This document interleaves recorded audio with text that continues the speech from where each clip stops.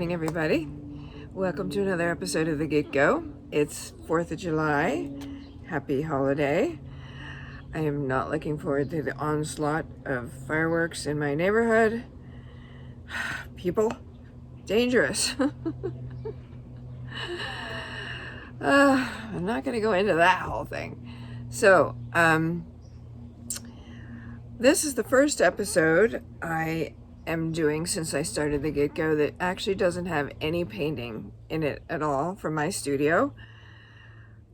I have been too busy. I was approved for a home improvement loan with the housing authority, and so all I've been doing for the last 3.5 weeks is interviewing people for estimates. The loan requirements are that I have to have 3 different estimates from every type of tradesperson, and I am looking into having hardwood floors installed because there's nothing but subfloor under all my gross carpets, and tiling in the kitchen, and new windows, and insulation, and replacement furnace, all these things. So I ended up having to meet with like 23 different people, and I have not been able to get into my studio at all. So I am going to entertain you folks with some secret pictures and a few movie clips from my trip to Italy in 2007. I've never showed them to anybody. I did send a few photos to my mom. She was alive then, and she was cheering me on while I was overseas.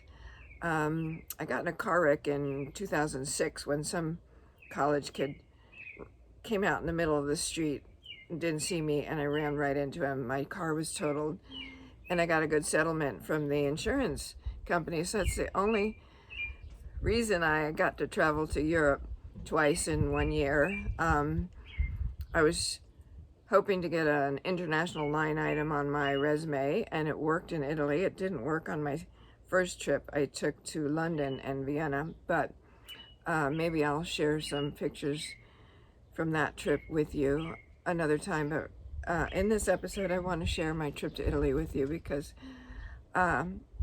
it was a very interesting experience for me, having never gone to Europe before. It wasn't quite what I expected, of course. I grew up with a whole bunch of Italians, and I thought I would, want to kiss the ground when I got there. But it was a little different.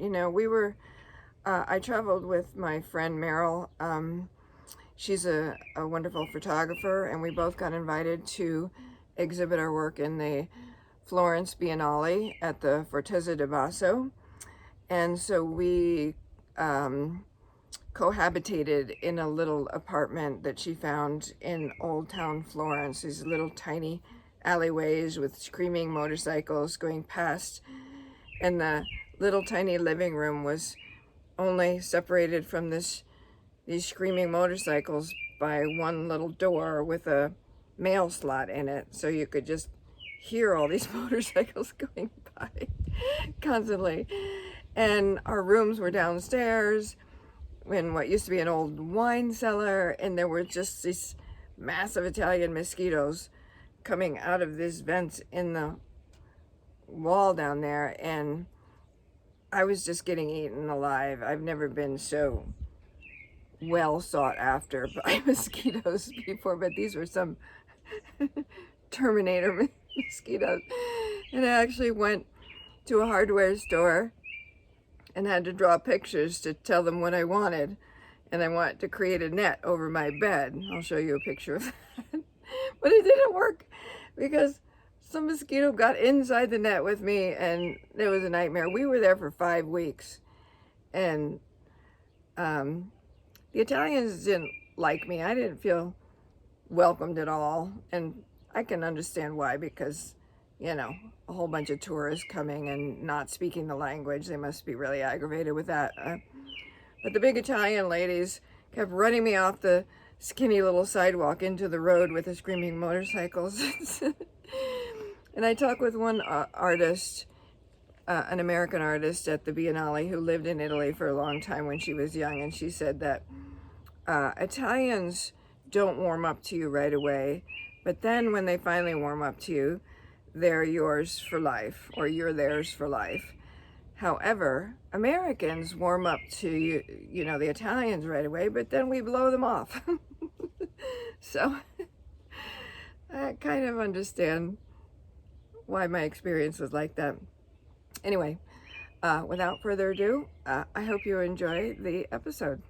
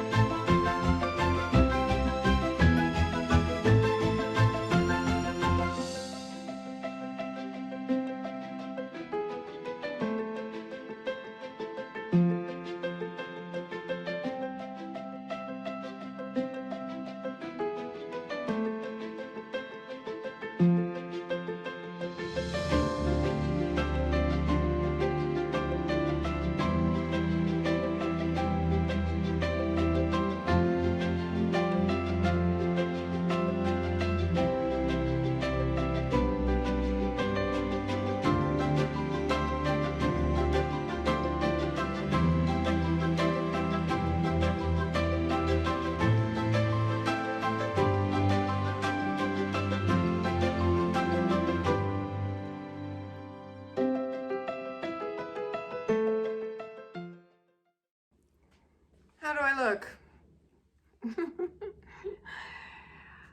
I colored my roots last night and did a terrible job, so my neighbor had to come and patch a little part I missed, and had to put a hat on to keep it warm. And it reminded me of my mom. This is a portrait my dad did of my mom. And I remember when I was young going shopping with my mom, and she had a bad hair color day, and she was using this bluing for her gray hair, and it turned very blue. And it was a little embarrassing walking around shopping with my mom. So, you know, the things we women do to try to maintain the illusion of youth. Oh my God.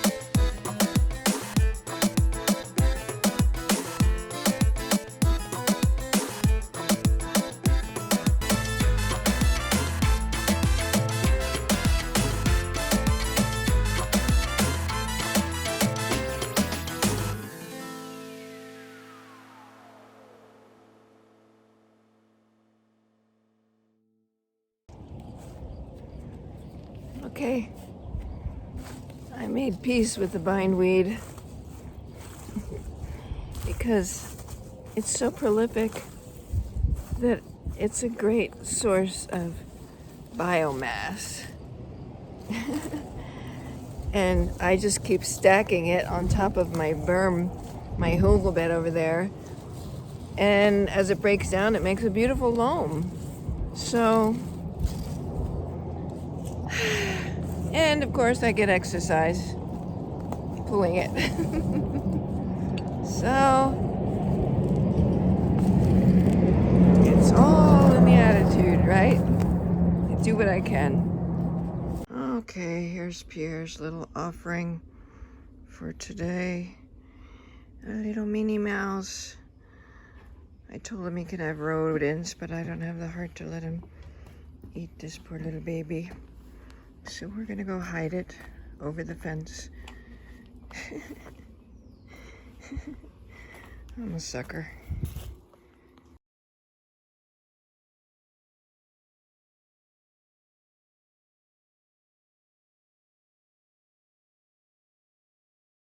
Checking out the mama bird's nest. Are there any babies in there?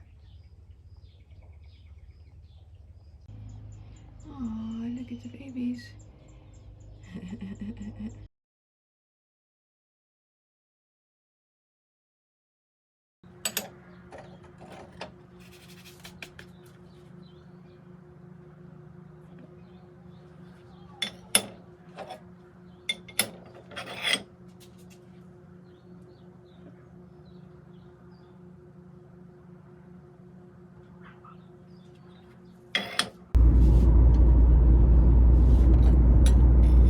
To look at hardwood flooring. Ah! Oh my goodness. Too many choices. This is the problem with, redoing your home. This is what I figured out when I did my bathroom in Boulder. Everybody's shopping. That's what everybody's doing in America. In other wealthy countries, they're just shopping. I'm trying to make this as quick and painless as possible and still get the perfect thing. That's the key word. Perfect.